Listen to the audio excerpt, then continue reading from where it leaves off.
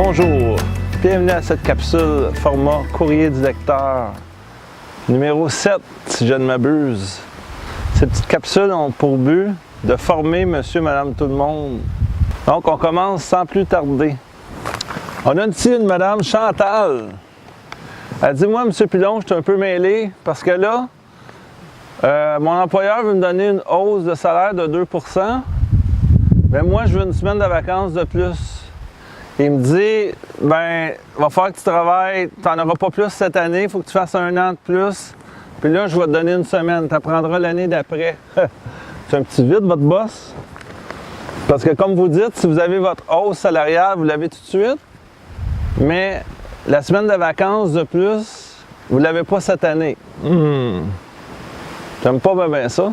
C'est que si vous gagnez 50 000 en travaillant 50 semaines, si soudainement vous travaillez 49 semaines, bien, au lieu de travailler pour 1 000 par semaine, vous travaillez à 1 020 et des poussières par semaine.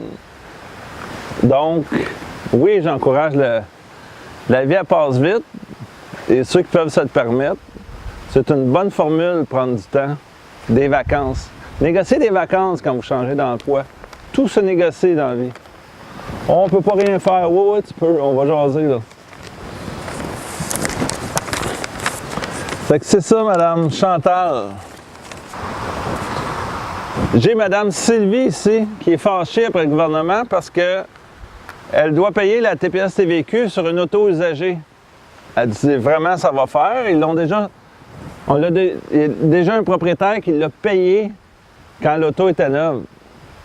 Ce qu'il faut comprendre, madame, puis je ne suis pas le défenseur du gouvernement, c'est que quand le propriétaire de l'auto neuve l'a refilé après qu'elle ait vieilli et qu'il a décidé de s'en acheter un autre, le dealer, lui, il l'a réduit du montant de la nouvelle et il y a eu une réduction de taxe aussi.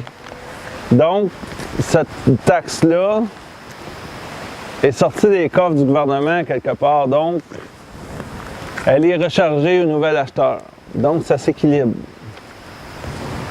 C'est qu'il ne faut pas chercher de magouille à cet endroit-là. On peut le chercher ailleurs, mais à ma connaissance, pas à cet endroit-là.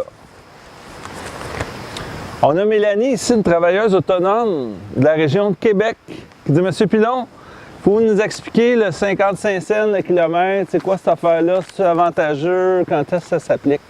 Bon. Premièrement, c'est quand on est propriétaire d'une compagnie incorporée, madame Mélanie. Si on utilise notre auto personnelle pour des déplacements à des fins affaires, on a le droit de déduire 54 sous le kilomètre pour le premier 5000 km fait dans l'année fiscale et 48 sous pour l'excédent. C'est ces taux-là, 2016-2017. Ça change pas mal à chaque année, mais c'est les mêmes taux pour 2016-2017. C'est intéressant à connaître ça quand on est incorporé, parce que ça peut même jouer dans la décision de s'incorporer. Parce que quelqu'un qui se promène beaucoup, quelqu'un qui est vraiment sur la route, elle est toujours sur la route. La personne qui fait 40 000 km avec une petite auto économique, imaginez-vous ça peut déduire 54 cents le kilomètre, le premier 5 000, 48 cents l'excédent. Sur 40 000 km, presque cinquantaine de cents, presque 20 000 $ de déduction. Oui, en plus, on réclame des taxes qui sont incluses là-dedans, la TPS-TVQ, mais en plus, on a une belle déduction fiscale. Ça coûte jamais ça, 20 000 $, oubliez ça, une petite auto économique. Ou encore un vieux pick-up, un gars de construction ou du travail extérieur. Je prends mon pick-up! Mais un vieux pick-up, ça coûte pas cher à rouler. La dépréciation est passée. C'est intéressant, 54 cents le kilomètre. C'est très intéressant. Par contre, si monsieur ou madame utilise sa BMW flambant neuve, ça serait peut-être mieux qu'elle soit au nom de la compagnie. C'est une question de combien coûte le kilomètre. Parlez-en avec votre comptable, mais je pense que vous avez compris l'idée. Mais on parle ici de société, de compagnie. Une compagnie, c'est une société par action.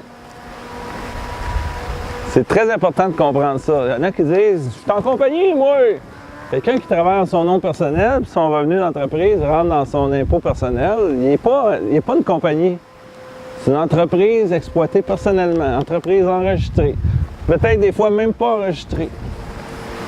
C'est personnel. J'espère que ça répond à votre question, Mme Mélanie. On a M. Jacques ici, qui semble être un pensionné, j'allais dire passionné. Un pensionné passionné peut-être. M. Jacques, il dit, M. Pilon, le fractionnement de la pension dont vous venez de parler récemment, ça se pourrait-tu que ça aide à encaisser des REER et être moins taxé? Vous êtes vite sur vos patins? Pendant qu'il y a un avion qui quitte Dorval et qui survole l'île Perrot. Donc oui, tout à fait, parce que si j'ai 50 000 de pension, plus ma régie des rentes, 12 000, plus ma pension de vieillesse, 5 000, je suis rendu à quoi? 69 000, 70 000, mettons? Et puis que j'encaisse 30 000 de REER, là, je vais me ramasser dans la braquette d'impôt. C'est dans la grosse braquette, 46 %. Donc, avec le fractionnement de la pension, on transfère la moitié à la conjointe. C'est pas merveilleux? Le 50 000 devient 25 000, s'en va de l'autre bord, donc le 70 000 devient 45 000. J'encaisse des REER 30 000, je demeure dans mon 37 %. N'est-ce pas merveilleux? Donc oui, ça sert à toutes sortes de fins, ce fractionnement de pension. En espérant que cette capsule Courrier du lecteur numéro 7 du mois d'octobre vous a plu, je vous invite à partager pour vos proches, parents, amis qui veulent parfaire leur connaissance en finances personnelles. C'est Daniel Pilon, CPA, chroniqueur financier, toujours indépendant.